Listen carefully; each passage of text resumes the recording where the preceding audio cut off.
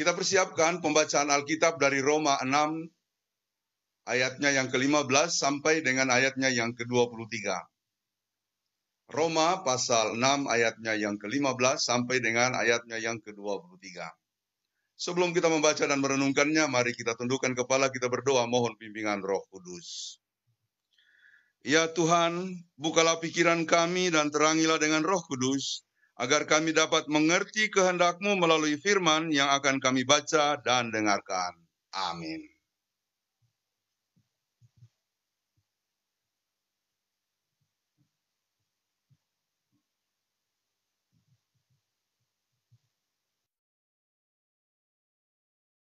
Ini terdapat di dalam Roma 6 ayat 15 sampai dengan ayatnya yang ke-23 dengan perikop 2 macam perhambaan.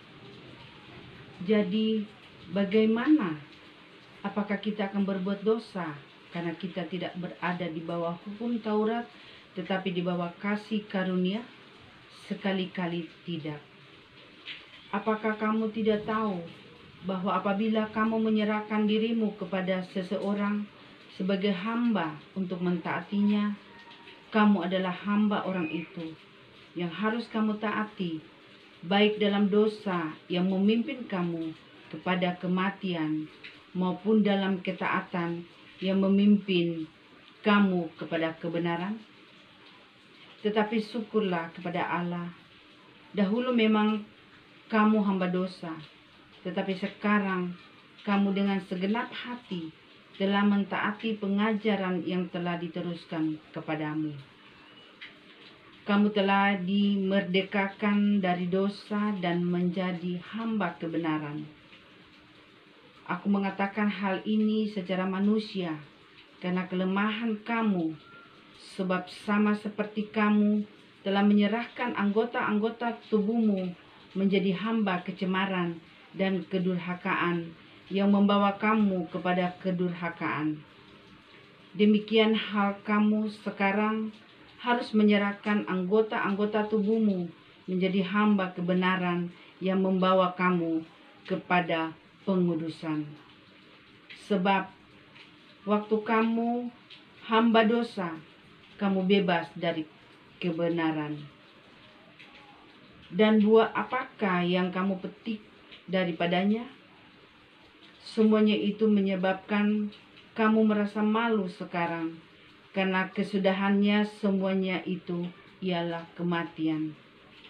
Tetapi sekarang, setelah kamu dimerdekakan dari dosa dan setelah kamu menjadi hamba Allah, kamu beroleh buah yang membawa kamu kepada pengudusan, dan sebagai kesudahannya ialah hidup yang kekal.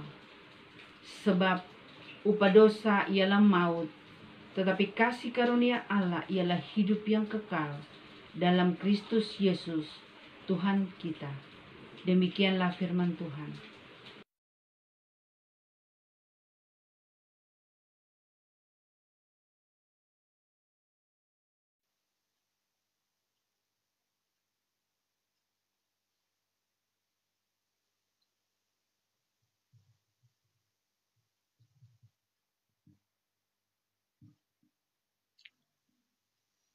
Yesus berkata, yang berbahagia ialah mereka yang mendengarkan firman Allah dan yang memeliharanya. Haleluya.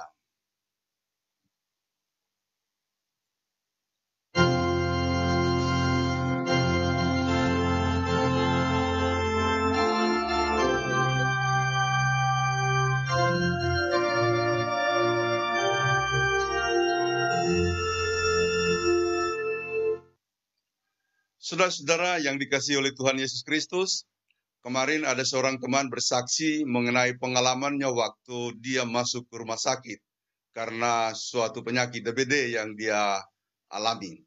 Jadi waktu dia dibawa ke rumah sakit dalam kondisi yang benar-benar dia sudah tidak berdaya, masuk ke rumah sakit dia langsung parno. Kenapa?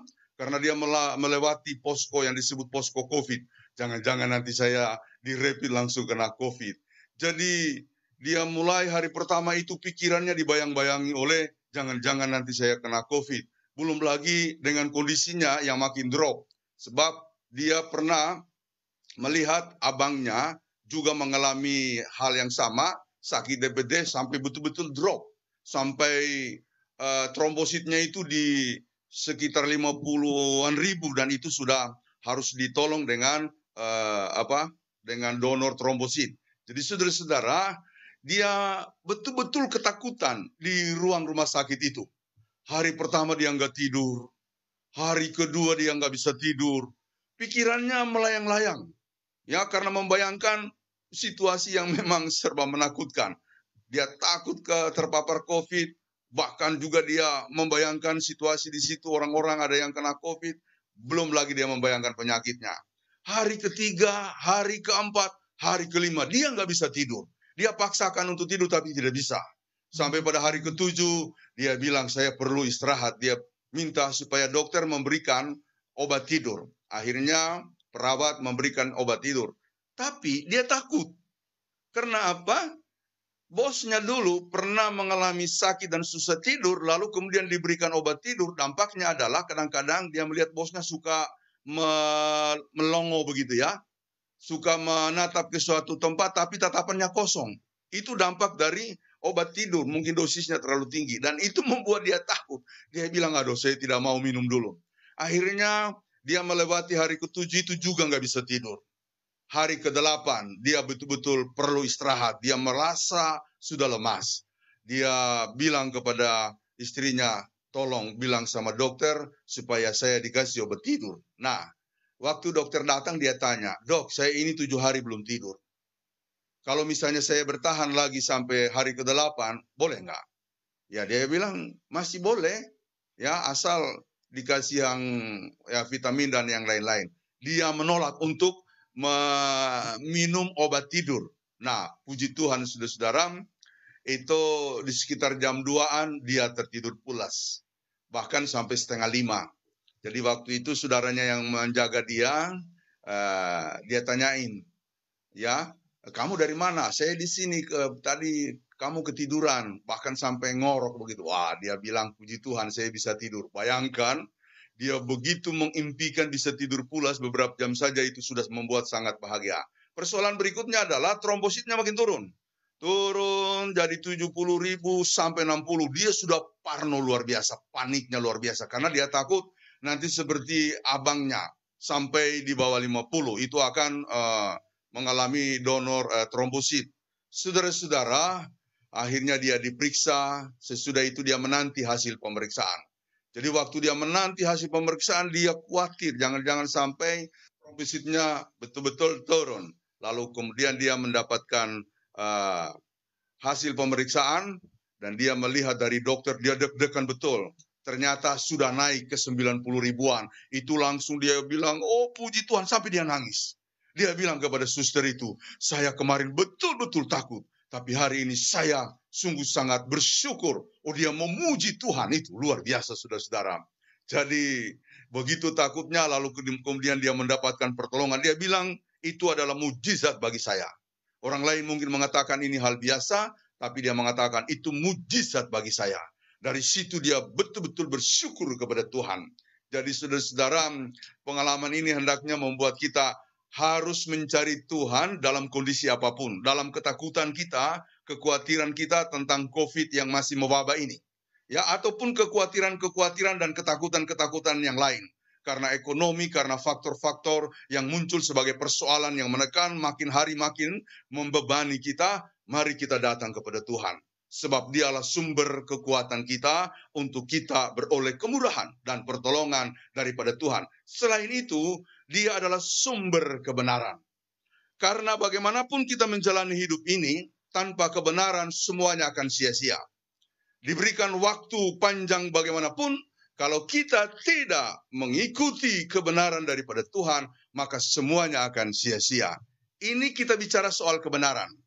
Hari ini topik renungan kita adalah hamba kebenaran. Kebenaran itu tidak bisa kita bangun dari diri kita sendiri. Kebenaran yang sejati hanya berasal daripada Tuhan Allah kita, yang kemudian menunjukkan kebenarannya melalui firman-Nya, perintahnya, bahkan hukum-hukumnya, termasuk ketika Dia menjelmakan firman-Nya menjadi sosok yang nyata melalui Tuhan kita Yesus Kristus. Dari Dialah kemudian kita membaca, mengamati, mempelajari, meneladani bagaimana kebenaran Tuhan dijalankan dalam kehidupannya. Saudara-saudara, yang paling menarik begini. Dunia kita adalah dunia dalam kecemaran, dunia dosa. Alam kita ini adalah alam dosa. Kita lahir sudah di dalam alam dosa. Dan tidak ada seorang pun yang bisa membersihkan kita dari alam dosa. Tidak ada seorang pun yang dapat menguduskan, menyucikan kita dari kontaminasi dosa yang merasuki baik jiwa maupun hati. Sehingga seringkali walaupun niat kita baik, kita selalu kedapatan bersalah. Kita berencana untuk mengasihi keluarga setuntas-tuntasnya, tapi ada orang yang selingkuh, ada orang yang melakukan sesuatu yang salah. Kita berkomitmen untuk bekerja dengan sebaik-baiknya, termasuk dalam pelayanan. Kerinduan saya Tuhan untuk melayanimu setulus-tulusnya, tapi itu tetap bolos, tetap kita mengingkari, tetap kita mangkir dari tugas-tugas kita. Itulah alam dosa yang selalu mempengaruhi kita. Nah, tidak ada yang mampu untuk membersihkan, menyucikan kita dari kontaminasi dan pengaruh dosa ini selain Allah sendiri. Karena itu Dia terus berfirman. Berfirman kepada nabi-nabi, menyampaikan semua maksudnya melalui nabi-nabi, bahkan kepada raja-raja, kepada hakim-hakim, kepada rasul-rasul. Dan secara khusus Dia menyatakan firman itu melalui Yesus Kristus yang kemudian menjadi Tuhan dan Juru Selamat kita. Karena apa? Firman disampaikan para nabi memang pernah diikuti, tetapi kemudian juga gagal. Dalam arti manusia tetap memberontak kepada Allah. Sehingga pada akhirnya Tuhan harus turun kepada kita, di tengah-tengah kita, dalam rupa seorang hamba yang menderita, yaitu Tuhan kita Yesus Kristus. Melalui Yesus Kristuslah kemudian terlihat dengan jelas bagaimana kasih Allah dinyatakan. Dia kemudian mewujudkan itu tanpa memperhitungkan dosa-dosa kita. Dikatakan dalam pembacaan tadi, Ia menebus kita ketika kita masih berdosa. Ia kemudian menolong mengangkat kita dari dunia dosa, dari kecemaran. Sebab anggota-anggota tubuh kita dan seluruh organ-organ kita sudah dicemari oleh dosa.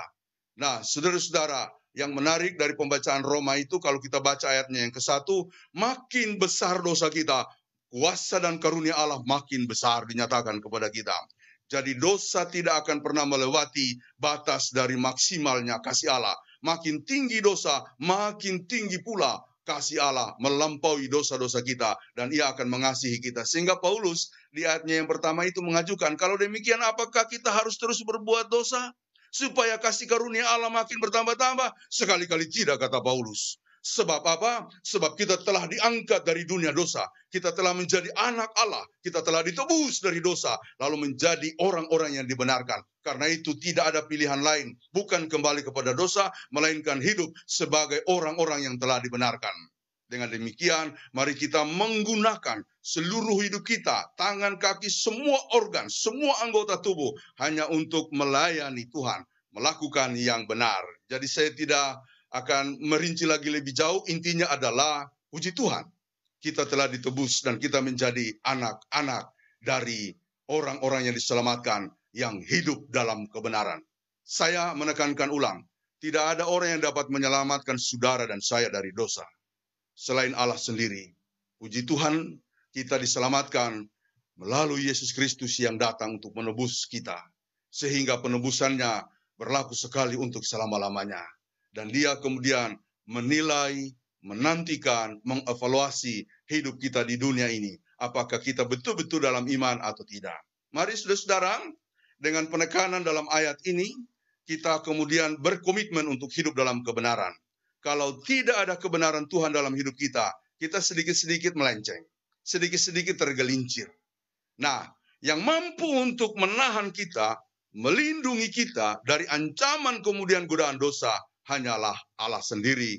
Hanyalah di dalam jaminan Yesus Kristus yang telah menjadi penebus kita. Saudara-saudara, bagian berikut yang mau saya tekankan adalah begini. Kalau kita hidup dalam kebenaran, maka seluruh jiwa dan hati kita, seluruh hal aspek dalam diri kita akan melakukan satu hal ini, yaitu melayani. Karena kebenaran Allah yang diwujudkan di dalam Yesus, pada akhirnya kemudian melahirkan satu moto yang Yesus sendiri katakan, aku datang untuk menyelamatkan kamu. Lalu kemudian dia mempraktekkan sebuah dampak daripada kebenaran Tuhan atau hasil dari kebenaran Tuhan, yaitu aku datang bukan untuk dilayani, melainkan untuk melayani. Karenanya, kalau kita mau belajar tentang kebenaran dari Allah melalui Yesus Kristus, ujung-ujungnya semua kita akan memiliki sebuah kerinduan untuk melayani. Sebab tanpa kerinduan melayani, tidak akan terbit kebenaran, nilai-nilai kebenaran dalam diri kita. Saudara-saudara, mengapa kebenaran yang berdampak atau berbuahkan pelayanan perlu saya uraikan pada kesempatan ini? Karena kalau tidak ada pelayanan, kita harus bertanya apakah itu kebenaran dari Tuhan atau tidak. Karena ketika Yesus menjabarkan kebenaran Allah sepenuh-penuhnya melalui kehidupannya sampai akhir hayatnya, maka buah yang kita lihat atau kemudian hasil yang dia perlihatkan, bagaimana ia melayani dengan tulus ikhlas. Pelayanan ini mencirikan beberapa hal. Yang pertama, saya melakukan pelayanan itu, baik pelayanan secara gerejawi ataupun pelayanan di dunia sekular melalui pekerjaan kita, melalui keluarga kita dan lain-lain sebagainya. Ini pelayanan dalam rangka mengikuti visi Allah, bukan visi saya. Dalam rangka mengikuti kehendak Allah, bukan kehendak saya. Hati-hati saudara, banyak saya lihat penjelasan-penjelasan tentang Allah, bahkan juga tentang kebenaran Allah, seringkali terjebak pada nalar sendiri, kemudian hasil pengamatan sendiri. Saya harus mengatakan, kalau bicara tentang kebenaran, back to Bible, lihat Kristus, bagaimana dia melakukannya. Dia tidak mencari sesuatu yang disebut keuntungan. Dia tidak melakukan itu untuk popularitas. Dia tidak melakukan itu untuk kejayaan dia. Dia melakukan itu hanya untuk kemuliaan Allah. Dia sendiri rela menjadi korban. Sudahkah kita menderita untuk melakukan kebenaran Allah? Saya suka berdiskusi dengan keluarga untuk melakukan pelayanan, persiapan ya. Kadang-kadang ya kelihatan mungkin capek. Saya bilang yang kita lakukan belum seberapa. Baru sekian 0,0,0% dari apa yang sudah dilakukan oleh Yesus Kristus. Kita belum seperti yang dilakukan oleh para penginjil, para misionaris. Yang dulu datang jauh-jauh bahkan siap mati di suatu lokasi karena mereka ditolak. Kita belum melakukan seberat itu. Kita baru melakukan hal-hal kecil supaya kita taat, supaya kita setia, supaya kita melakukannya dengan sebaik-baiknya. Kita baru melakukan hal-hal kecil. Kalau itu saja belum sanggup kita lakukan dengan baik, bagaimana mungkin kita akan terlihat sebagai orang-orang yang melakukan kebenaran Tuhan? Saudara-saudara, orang yang melayani itu akan memperlihatkan dimensi yang kedua. Yang pertama tadi dia akan berjalan sesuai dengan visi Allah, melakukan kehendak Allah. Dan yang kedua, saudara, dia siap memikul salib. Kebenaran tanpa sebuah lakon memikul salib Kristus itu adalah kebohongan. Jadi kalau ada orang mengatakan melayani tapi dia menumpuk harta, dia mencari kekayaan, itu kebohongan. Kalau ada orang melayani tapi dia memilih-milih tempat pelayanan, itu kebohongan. Itu bukan kebenaran. Tolong diingat baik-baik.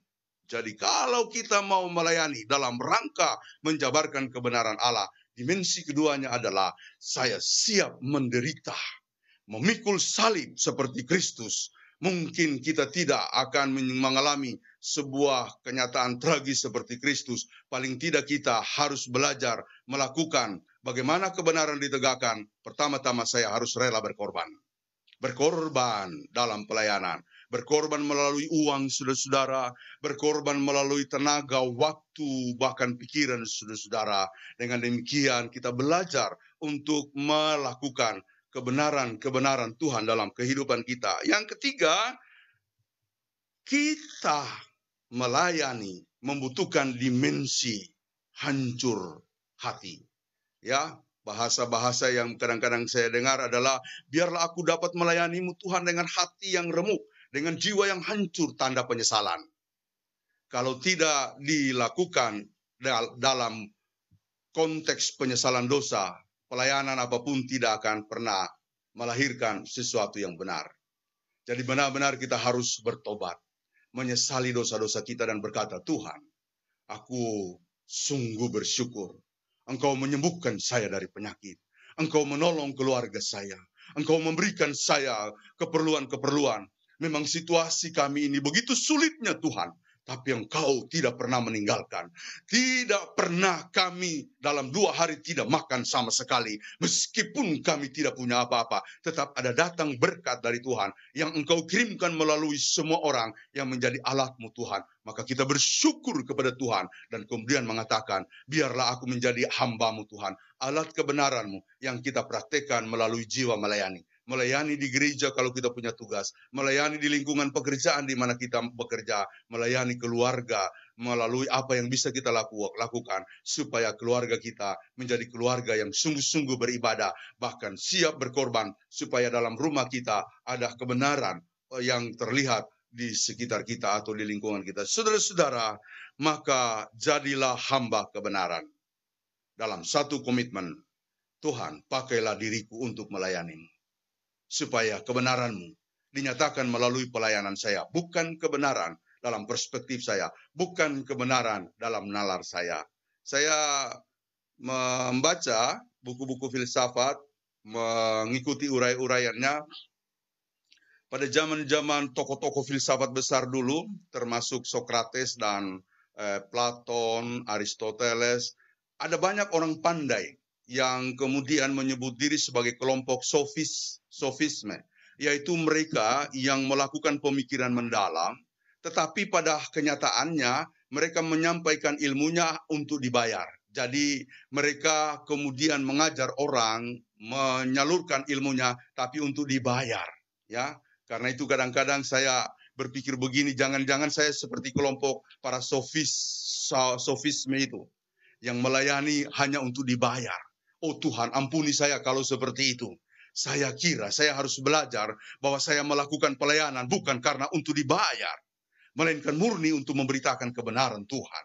Jadi, mari kita merendahkan diri dan berkata, Tuhan pakailah aku untuk melakukan pelayanan demi kebenaran-Mu, demi kemuliaan nama-Mu, bukan demi kebenaran saya, apalagi demi kejayaan saya. Semata-mata hanya kemuliaan Tuhan, demi kebenaran Tuhan di dalam dunia ini. Tuhan memberkati saudara-saudara dimanapun berada. Amin.